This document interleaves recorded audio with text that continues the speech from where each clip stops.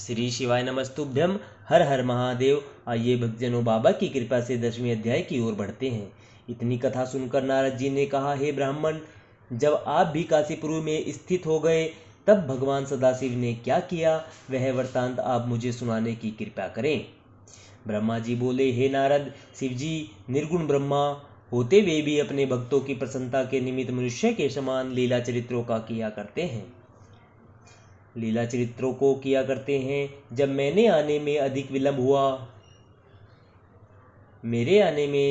विलंब हुआ उस समय शिव जी अत्यंत चिंतित होकर विलाप करने लगे। काशीपुरी की याद करके उनके नेत्रों से आंसू बह निकले और वे इस प्रकार कहने लगे कि यह कैसा आश्चर्य है कि जिसे भी हम काशी में भेजते हैं वह वहीं रह जाता है। इस प्रकार बहुत कुछ सोच विचार करने के उपरांत शिवजी ने अपने मुख्य गणों को पास बुलाया।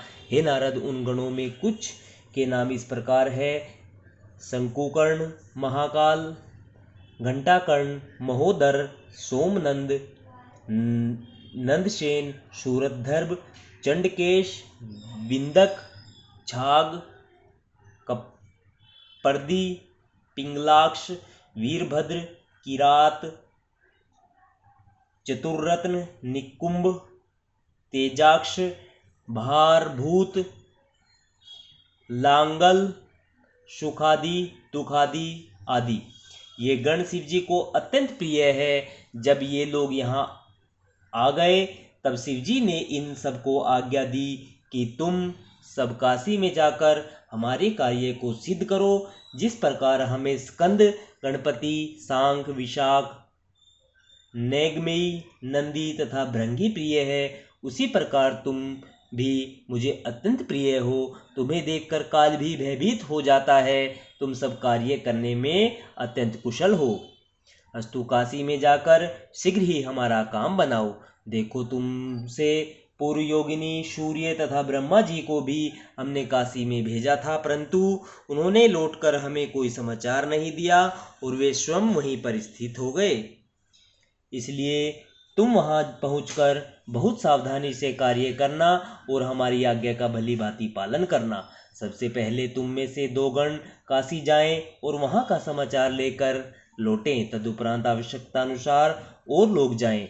हे नारद, शिवजी की आज्ञा पाकर उनमें से शंकुकर्ण तथा महाकाल नामक 2 गण काशी जी को चल दिए। इंद्रजाल की माया से गुप्त होकर वे दोनों शीघ्र ही काशी में जा पहुंचे, परंतु जब वे वहां पहुंचे तो उस पुरी की शोभा को देखकर उनका भी मन लौटने को न हुआ। फलस्वरूप सूर्य आदि की भांति वे भी वहीं रह गए। उन्होंने भी वहां शिवलिंग की स्थापना की। शिवजी की आज्ञा अवज्ञा करने का पाप काशी निवास करने के कारण उन्हें भी नहीं लगा। हे नारद, सच बात तो यह है कि जो लोग एक बार काशी को प्राप्त करके फिर उसे किसी प्रकार छोड़ देते हैं, वे मानो हाथ में आई हुई मुक्ति को त्याग देते हैं। अस्तु, उन गणों को न लौटते देखकर शिवजी ने 2 गण और भेजे, परंतु वे भी पहले गणों की भांति शिवलिंग स्थापित करके काशी में ही रह गए और लौटकर शिवजी के पास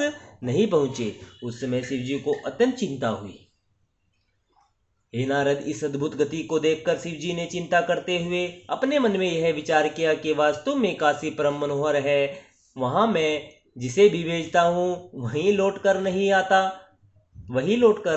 यद्यपि अब मैं यह भली भांति जान गया हूँ कि जिसे भी काशी में भेजा जाएगा वही वहां स्थित हो जाएगा, तो भी मैं और गणों को भेजने में नहीं चूकूंगा, क्योंकि चंद्रमा और सूर्य ग्रहण लगने पर भी अपने कार्य को नहीं छोड़ते। पूर्व जन्म के कार्यों को ही इस जन्म में संस्कार कहकर पुकारा जाता है। अस्तु, उस संस्कार को दूर करने के लिए उपाय करना ही श्रेष्ठ कहा गया है।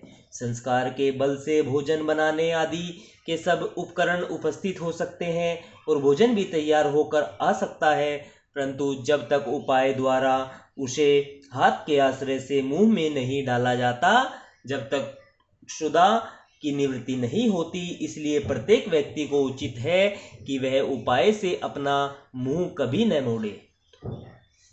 हे नारद, यह निश्चय करके शिवजी ने 5 गणों को और भेजा, परंतु वे भी काशीपुर में पहुंचकर फिर वहां से लौट कर नहीं आए। उन्होंने भी शिवलिंग स्थापित करके काशी में रहना स्वीकार कर लिया। जब शिवजी ने उन्हें भी काशी में स्थित होते हुए अनुमाना, उस समय अपने मन में यह विचार किया कि यह भी अच्छी ही बात है कि हमारे गण काशी में जाकर स्थित हो रहे हैं। हमारे गणों का वहाँ रहना हमारे रहने के समान ही है। जब ये सब लोग वहाँ पहुँच जाएंगे तब पीछे से हम भी वहीं निवास करेंगे। यह विचार कर सदाशिव जी ने कंडू आदि 4 गण और भेजे। वे भी शिवलिंग स्थापित करके काशी में ठहर गए। उन 4 गणों ने जो 4 लिंग स्थापित किए थे, उनकी महिमा संसार में प्रसिद्ध है। वे समस्त पापों को नष्ट करने वाले तथा अपने भक्तों को संपूर्ण आनंद प्रदान करने वाले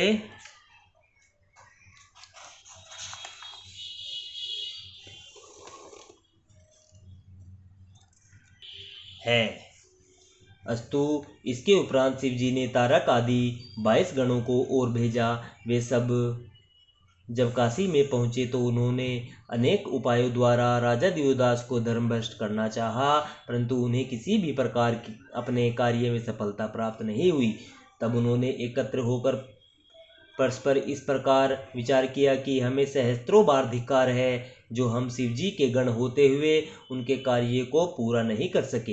हे नारद, उन गणों ने आपस में विचार करने के उपरांत यह कहा कि हम शिवजी का आदेश पालन नहीं कर सके।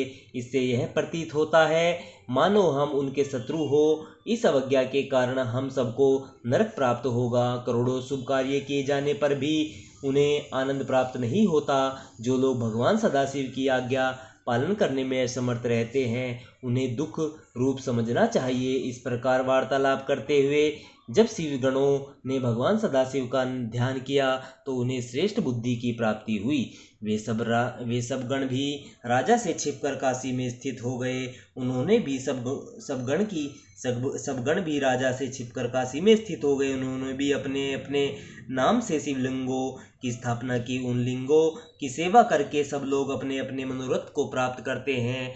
हे नारद, उन लिंगों में कपदेश्वर लिंग की महिमा सर्वप्रसिद्ध है। उसी स्थान पर विमलोदक नामक सरोवर है, जिसका जल स्पर्श करने से मनुष्य शिव के समान हो जाता है। उस कुंड का इतिहास भी अत्यंत आनंददायक है। संक्षेप में वह इतिहास इस प्रकार है कि त्रेता युग में एक वाल्मीकि नामक व्यक्ति परम शैव तथा जितेंद्रिय थे।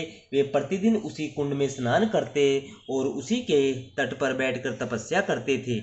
एक दिन उन्होंने एक भयानक पिशाच को देखा। ऋषि ने उसे देखकर दुख का कारण पूछा। तदुपरांत उसे कुंड के भीतर ले जाकर शिवलिंग के दर्शन कराए और उसी में स्नान भी करा दिया। फिर उसके संपूर्ण शरीर में उन्होंने भस्म भी लगा दी।